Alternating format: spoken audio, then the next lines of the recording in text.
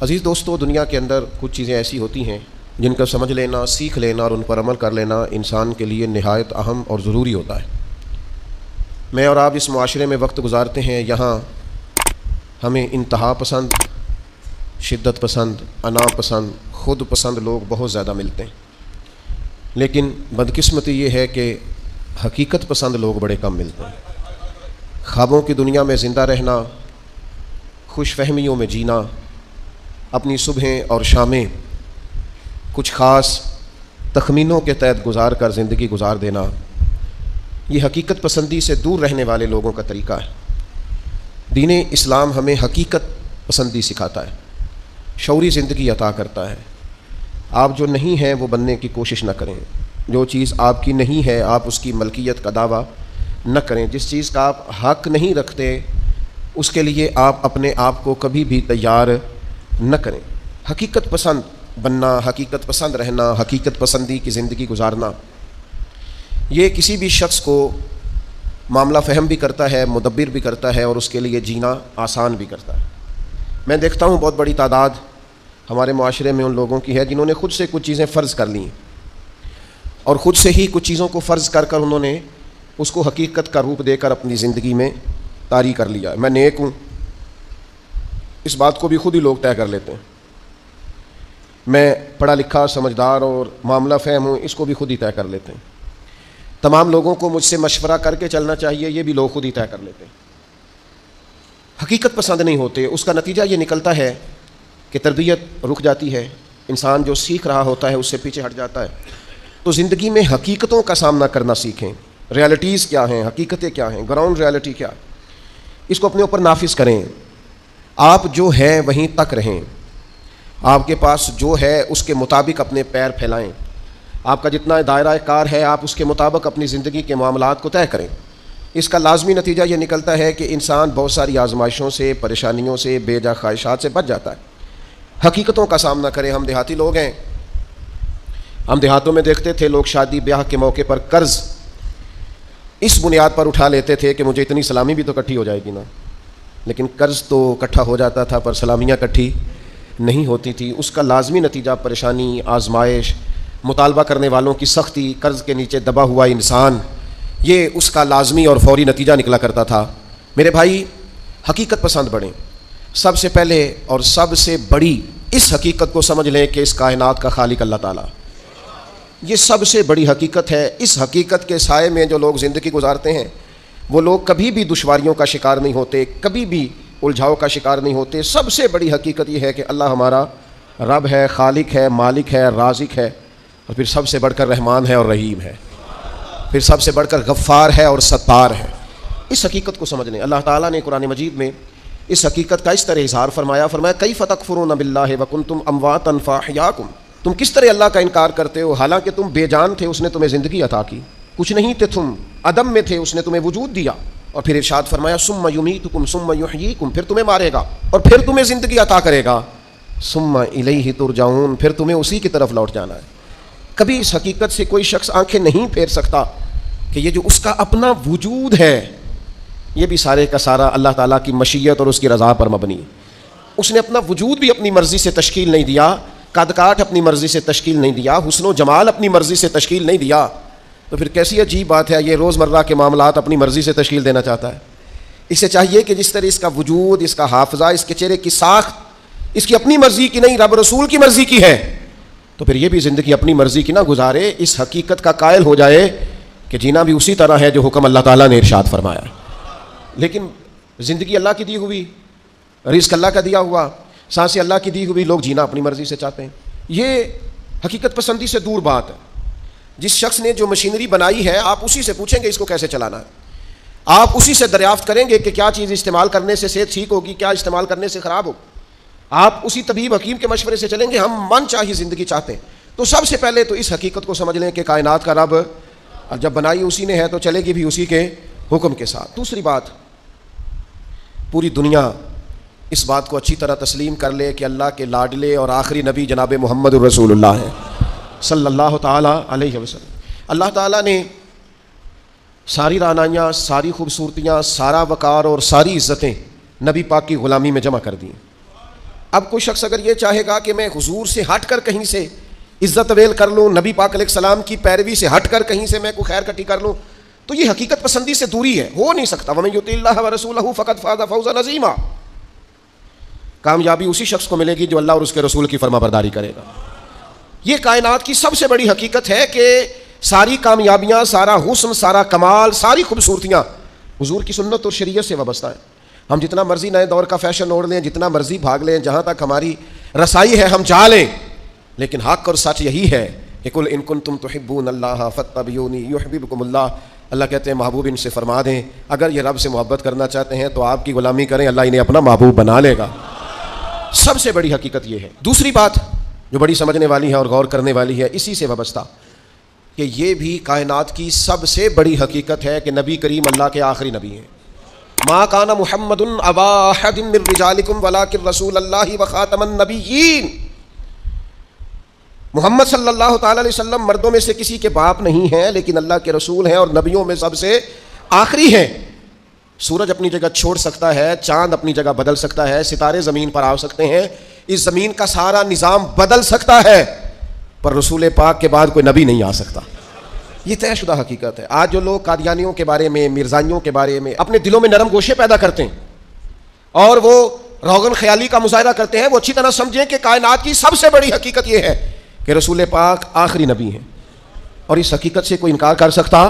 یہ طے شدہ حقیقتیں۔ اب حقیقتوں کو کوئی شخص بدلے گا، وہ اپنی عقل کو گمراہی کے رستے پر ڈالے گا، یہ حقیقت طے ہے اور قیامت تک طے ہے۔ اور فرما گئے ہیں ہادی کہ لا نبی بعدی، خود فرما دیا ہے نبی پاک علیہ السلام نے کہ میرے بعد کوئی نبی آ سکتا۔ اس حقیقت کو میرا خیال ہے ہر شخص کو منو ان تسلیم کر لینا چاہیے۔ تیسری بات، کائنات کی سب سے بڑی حقیقت یہ ہے، ان حقیقتوں کے بعد کائنات کی، اللہ رسول کو ماننے کے بعد کائنات کی سب سے بڑی حقیقت یہ ہے کہ دنیا میں جو آیا ہے اسے دنیا چھوڑ کر جانا ہے۔ بہت اچھا محل بنا لے، بہت اچھا گھر بنا لے، بہت آسودہ زندگی بنا لے، جتنے زندگی کے لیے اسباب درکار ہے وہ سارے جمع کر لے، لیکن کل نفس ذائقۃ الموت، اس حقیقت کا انکار نہیں کہ دنیا بہرحال انسان نے چھوڑ کر جانا ہے۔ بڑے بڑے محلات ہوں یا آپ کٹیا میں رہتے ہوں، بہت بڑا بنگلہ ہو یا جھونپڑی میں وقت گزرتا ہو، بہرحال موت کا ذائقہ چکھنا ہے۔ ہم حقیقت پسندی کا مظاہرہ نہیں کرتے۔ حضرت موسیٰ علیہ السلام کے پاس جناب اسرائیل آئے، میں جان نکالنے آیا ہوں، ایک تماچا رسید کر دیا، اللہ کے حضور حاضر ہو کے عرض کی مالک وہ جناب کلیم نے تو یہ کیا ہے، جلالی ہیں آپ اپنی طبیعت کے تعلق سے، تو فرمایا ان سے جا کے کہیے کہ وہ بیل کی پشت پر ہاتھ رکھیں، جتنے بال نیچے آئیں گے اتنے 1000 سال عمر بڑھا دی جائے گی۔ تو حضرت اسرائیل عرض گزار ہوئے اللہ کے پیارے کلیم علیہ السلام، آپ بیل کی پشت پر ہاتھ رکھیں، جتنے بال آپ کے دستے مبارک کے نیچے آئیں گے اتنے سالوں عمر بڑھا دی جائے گی۔ تو حضرت کلیم نے پوچھا پھر چلے 1000 سال ہو گیا، پھر میں کہا حضور پھر جانا تو ہے۔ تو پھر حضرت کلیم نے حقیقت پسندی کا سبق دیا، فرمایا اگر جانا ہے تو پھر آج ہی چلتے ہیں۔ اور بھائی یہ زندگی ایک دن ہو یا 100 سال یہ گزر جاتی، دوش پر کملی ہو یا کہ شال گزر جاتی ہے۔ چلو گر امیروں کی بہے اقبال گزر جاتی ہے تو غریبوں کی بہرحال گزر جاتی ہے، یہ گزر تو جائے گی، ایسا تو نہیں ہے کہ یہ رکے گی۔ تو موت اٹل حقیقت ہے، لا ریب ہے، بس چھوٹا سا فرق ہے۔ کافر کہتا ہے جتنی موج کرنی ہے دنیا میں کر لو، بعد میں فنا ہے۔ مومن کہتا ہے بقائی اس دن شروع ہونی ہے جس دن قبر میں مدینے والے کی پہلی زیارت کرنی ہے۔ بس سوچ میں اتنا سا فرق ہے۔ ہم کہتے ہیں نقطہ آغاز وہ دن ہے جس دن قبر میں جائیں گے، لحد میں عشق رخ شاہ کا داغ لے کے چلے، اندھیری رات سنی تھی سو چراغ لے کے چلے، اور تیرے غلاموں کا نقش قدم ہے راہ نجات، وہ کیا بھٹک سکے جو یہ چراغ لے کے چلے۔ مومن اپنی زندگی کو مرتب کرتا ہے، وہ سمجھتا ہے یہاں مجھے اللہ کی رضا کے مطابق جینا ہے، اپنے مالک کریم کے حضور سجدہ ریز رہ کر، سرنگوں رہ کر وقت گزارنا، اور پھر قیامت کے دن اللہ کا فضل اور اس کا کرم مجھے نصیب ہو جائے گا۔ موت اٹل حقیقت۔ میں آپ سے عرض کروں، کوئی نہیں تیاری کرتے لوگ موت کی، جتنی محنت ہے صرف جینے کے لیے، جتنی جدوجہد ہے صرف زندگی گزارنے کے لیے، جتنا وقت ہے صرف 60-70 سال کے لیے۔ ہمارا اور صحابہ کا فرق یہ تھا کہ وہ جتنی محنت کرتے تھے وہ مرنے کے لیے کرتے تھے، ہم جو کچھ بھی کر رہے ہیں ہم جینے کے لیے کر رہے ہیں، ہمیں ہر صورت جینے کے اسباب جمع کرنے، اور ان کا خیال یہ تھا کہ اصل کامیابی آخرت کی کامیابی ہے، والآخرۃ خیر وابقیٰ، آخرت خیر والی بھی ہے، رہنے والی بھی ہے۔ آخرت کے اکاؤنٹ کو مضبوط رکھتے تھے، وہاں نیکیاں ہر روز جمع کراتے تھے۔ قبر کی وہ 2 فٹ کی جگہ، اس کو خوبصورت بنانے کے لیے وہ زندگی میں گناہوں سے، عیبوں سے، جرموں سے، نافرمانیوں سے بچتے تھے، ساری جدوجہد جینے کے لیے کی، اور پھر حال یہ ہوا کہ دنیا سے جاتے وقت وصیتیں شروع کر دیں، پتر اتنے 1000 روپے فلان جگہ خیرات کر دینا، اتنے لاکھ فلانے کو دے دینا. اور بھائی صاحب جتنے آپ نے زندگی میں دیے ہیں بچوں نے بھی اتنے ہی دینے ہیں. آپ فکر نہ کریں، جتنی آپ نے اپنے ابا جی کے لیے دعائیں کی ہیں اس سے تھوڑی کم ہوں گی، زیادہ نہیں ہوں گی. اللہ فرماتے ہیں انسان کو وہی ملتا ہے جس کے لیے وہ کوشش کرتا ہے. آپ نے عمر بھر دنیا داری کے لیے کوشش کی تو نتیجہ سامنے ہے. ادھر آنکھیں بند ہوتی ہیں، ادھر بیٹے ایک دوسرے پہ کیس کرا دیتے ہیں، یہ پلاٹ تو ابا جی مجھے کہہ گئے تھے، یہاں تو کچا رکا میرے پاس بھی ہے، یہاں تو 3 آدمیوں سے پوچھ لیں وہ میرے نام تھی. فتنے، فسادات، لڑائیاں اور دنگے. خدا را اس حقیقت کو سمجھ کیوں نہیں لیتے کہ دنیا چھوڑ کے جانا؟ اس نظریے کو بھانپ کیوں نہیں لیتے کہ تھوڑے دنوں کے لیے آئے؟ یہ ذہن ہمارا بن کیوں نہیں جاتا؟ رسول کریم نے صحابی کا کندھا پکڑ کے ہلا کے کہا تھا مجھے تجھ سے بڑا پیار ہے. تو یا رسول اللہ حکم فرمایا کن فی الدنیا کانک غریب و عابر سبیل، کما قال صلی اللہ تعالی وسلم. فرمایا حقیقت پسند رہنا، دنیا میں یوں وقت گزارنا جیسے مسافر گزارتے، راہگیروں کی طرح جینا. او بھائی صبح سے شام تک کوئی تو کوشش کرو، دنیا چھوڑ کے جانی ہے، مر جانا ہے. ہم سے زیادہ بلند پایا لوگ گزرے، ہم سے پہلے جتنے تھے سارے بلند درجات کے تھے. مالی طور پر مضبوط لوگ گزرے، عقلی طور پر مضبوط لوگ گزرے، سرمایہ زیادہ تھا گزر گئے، علم زیادہ تھا گزر گئے، فہم زیادہ تھا گزر گئے، حکمت زیادہ جانتے تھے گزر گئے، دانائی زیادہ جانتے تھے گزر گئے. حضرت ابراہیم علیہ السلام کے پاس جناب اسرائیل حاضر ہوئے، عرض کی حضور چلیے اللہ کریم کی بارگاہ سے پیغام اجل آیا ہو. حضرت خلیل علیہ السلام عرض کرنے لگے مالک کوئی خلیل بھی اپنے خلیل کے لیے پیغام اجل بھیجتا ہے؟ تو مالک نے فرمایا کوئی خلیل بھی اپنے خلیل کی ملاقات کو ناپسند کرتا ہے تو ملنے کے لیے بلایا ہے تو آئیے نا. تو عرض کی مالک کو پیغام کبھی پہلے آ جاتا تو تیاری کر لیتے. تو کہا ابراہیم تندرست جسم میں جس دن پہلا درد ہوا تھا تو پہلا پیغام ہی تو بھیجا تھا. سیاہ بالوں میں جس دن سفید بال چمکے تھے تو پیغام بھیجا تو تھا.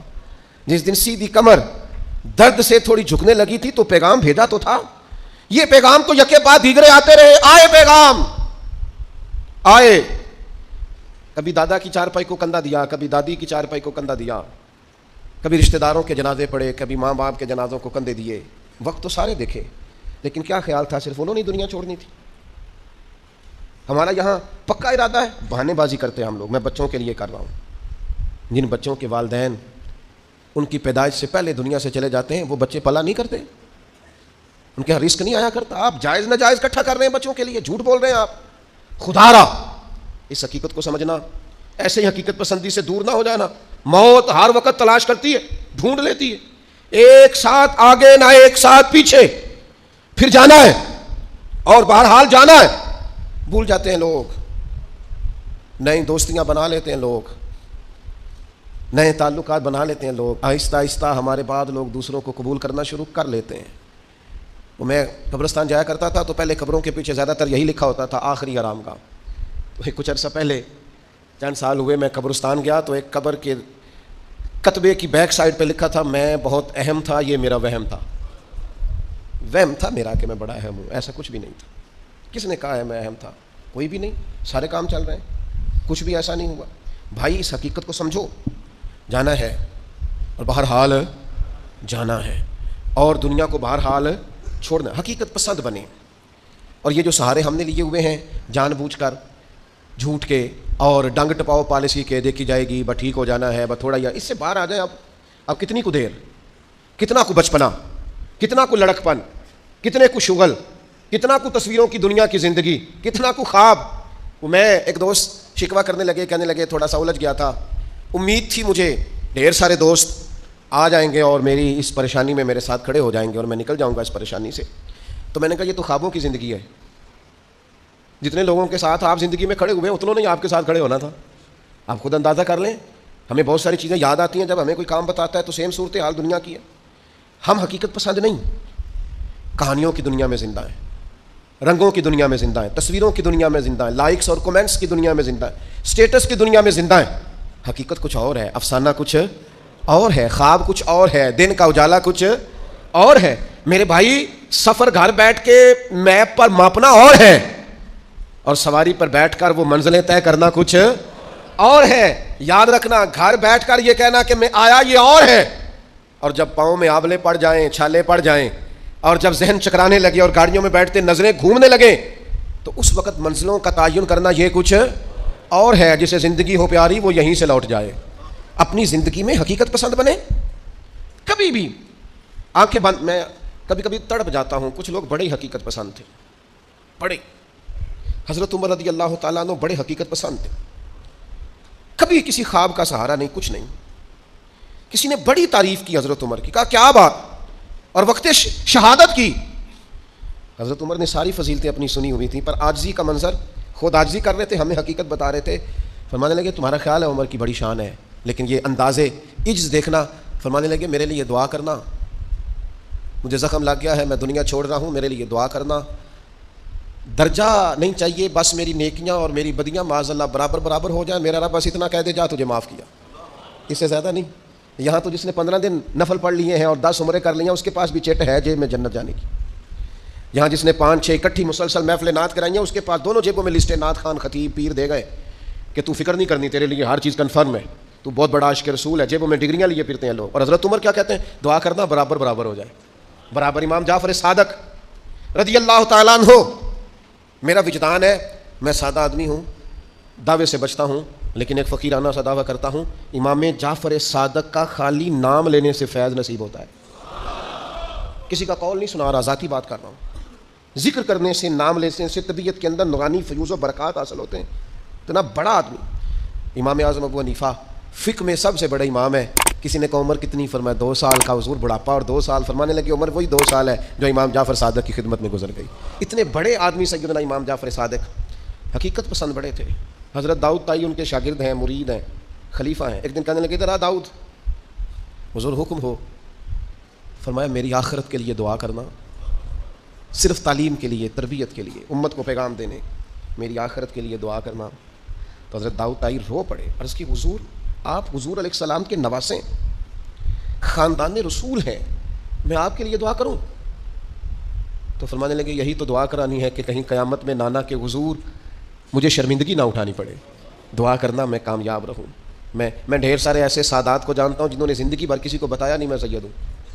وہ کہتے تھے یار ذرا وہ سٹیٹس بن جائے, معیار بن جائے کردار و عمل کا, علم و فضل کا, پھر کریں گے اظہار. عاجزی میں رہے عمر بھر, خدا را حقیقت پسند بنے, ریالٹیز کو سمجھیں, جو اصل ہے اس پر آپ قائل ہوں, جو اصل نہیں اس پر آپ کبھی بھی. ایک اور حقیقت بھی اچھی طرح سمجھ لیں. یہ ڈھیر سارے لوگ جو رکے دیتے ہیں, پیغام دیتے ہیں اور مجھ سے محبت کی وجہ سے بار بار دعا کا کہتے ہیں, انہیں ایک حقیقت سے پردہ اٹھا کے بتانے لگا ہوں. یہ کائنات کی بہت بڑی حقیقت ہے کہ جس کو مشکل آئی ہے نا, اس کے لیے اللہ آسانی بھی فرمائے.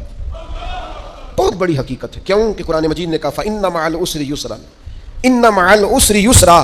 فرمایا بے شک مشکل کے ساتھ آسانی ہے, بے شک مشکل کے ساتھ آسانی. یہ حقیقت ہے قرآن کی بتائی ہوئی. اس لیے جہاں جہاں بھی مشکلات ہیں وہ سمجھ لیں کہ بڑی جلدی یہ مشکلات دروازہ بنیں گی, اور جیسے ہی دروازہ کھلے گا سامنے آسانیاں نظر آئیں گی. حضور غوث اعظم رضی اللہ تعالیٰ عنہ, شیخ عبد القادر الجیلانی رضی اللہ تعالیٰ عنہ فرماتے ہیں مجھ پر سخت مشکلات آئی, یہاں تک کہ بھوک کی وجہ سے, شدت بھوک کی وجہ سے میں زمین پر لیٹ گیا, اور ذرا میں پریشان ہونے لگا تھا کہ خود بخود میری زبان پر یہ آیتیں جاری ہو گئیں فَإِنَّ مَعَ الْعُسْرِ يُسْرًا, إِنَّ مَعَ الْعُسْرِ يُسْرًا. فرمایا میں آیتیں پڑھ رہا تھا, اٹھ کے بیٹھا, چلنے لگا, کام میں لگ گیا, چند ہی دنوں میں اللہ نے ساری مشکلات کو آسان فرما دیا. یہ حقیقت ہے, اس حقیقت کو کبھی جھٹلانا. اس لیے یہ جو لوگ اکثر کہتے ہیں نا کہ جناب اسلام پر بڑی مشکلات ہیں اور حالات بڑے سخت ہیں اور فلانا کیا کر رہا ہے اور فلانا کیا کر رہا ہے, تو میں کہا کرتا ہوں یہ جتنا زیادہ گمہ ہوتا ہے نا, طوفان اتنا تیز آیا کرتا ہے. گھٹن جتنی زیادہ ہو ہوا پھر اتنی. مسلمانوں نہ گھبراؤ, خدا کی شان باقی ہے, ابھی اسلام زندہ ہے, ابھی قرآن باقی ہے. یہ کافر کیا سمجھتے ہیں جو ہم سے روز الجھتے ہیں, ابھی تو کربلا کا آخری میدان باقی ہے. ایسا تو کچھ نہیں ہے کہ حالات بالکل ٹھیک نہیں ہوں گے. یہ جتنی مشکلات ہیں یہ اپنے پہلو میں آسانیاں لے کے آیا کرتی. میں کسی زمانے میں بڑی سخت تکلیف کا شکار تھا, تو میری والدہ بڑے دبے لفظوں میں کبھی کبھی ماتھا چوم کہتی پتر اللہ نے اتنا دینا ہے سانبھے ہی نہیں جانا. تو وہ چلے سادے لوگوں کا جملہ ہے, اور اس جملے کے اندر ابھی بھی اتنے معاملات ہیں یہ کنٹرول کے, انتظامات کے, میں واقعی نہیں سنبھال سکتا. وہ کئی سارے لوگ ملیں تو تب سنبھالے جاتے ہیں. بھائی ہر مشکل اپنے دامن میں آسانی رکھتی ہے. ڈسٹرب نہ ہو, مینٹلی طور پر پریشان نہ ہو. جیسے ہی مشکل آئے قرآن کا یہ فیصلہ ہے کہ وہ اپنے ساتھ آسانی لے کے آئے گی. اور ایک اور حقیقت بھی اچھی طرح سمجھ لیں, رزق بندے کو تلاش کرتا ہے. آپ کو گھر سے نکلنا ہے, کوشش کرنی ہے, محنت کرنی ہے, لیکن جو جائز نہیں اس کی طرف ہاتھ نہیں بڑھانا, اس لیے کہ جو آپ کا ہے وہ تو آپ کو ڈھونڈ رہا ہے. بس آپ نے کوئی کاروبار شروع کیا نہیں, تھوڑی سی محنت کی نہیں, تو وہ جو آپ کا رزق ہے نا وہ آپ کو تلاش کر رہا ہے, وہ ڈھونڈ رہا ہے, وہ آپ تک پہنچ جائے گا. یہ اتنی بڑی. بہت سارے دوست آ کے کہتے مجھے کسی نے کہا تجھے بندش کر دیا, تو پہلے بھی کہہ چکا ہوں یہ ہو سکتا صحیح ہے اللہ نے بھیجا تھا آپ کی طرف اور رستے میں کسی بندے نے روک دیا. یہ کیسے ہو سکتا ہے؟ اپنی کمزور بات کیسے کر سکتا؟ اللہ نے بھیجا تھا بندے نے بندش کرا دی, یہ کیسے ہو سکتا ہے؟ کوئی بات کو سمجھیں, بھیجنے والا مالک ہے. سنیں رسول اللہ صلی اللہ علیہ وسلم کا اتنا قیمتی فرمان. غربت کے ہاتھوں پریشان ہونے والے اور یہ کہنے والے کہ کئی کاروبار شروع کیے ہیں میرا چلتا نہیں, جو قدم آگے رکھتا ہوں پیچھے جاتا ہے, وہ یہ اس حدیث کو ذرا سنیں اور اپنے ذہن سے ان ساری آزمائشوں کو نکالیں. اللہ کے پیارے رسول علیہ السلام نے فرمایا رزق بندے کو اسی طرح تلاش کرتا ہے جیسے موت بندے کو تلاش کرتی ہے. یہ جہاں بھی ہو, جس مقام پہ بھی ہو, جب وقت آتا ہے تو موت پہنچ جاتی ہے نا, تو جب خدا کا ارادہ کرم ہوتا ہے تو رزق بھی پہنچ جاتا ہے. آپ محنت جاری رکھیں, کاروبار کرتے رہیں, جدوجہد کرتے رہیں, جو آپ کا ہے وہ آپ تک پہنچ جائے گا. اپنی زندگی میں حقیقت پسند بنے.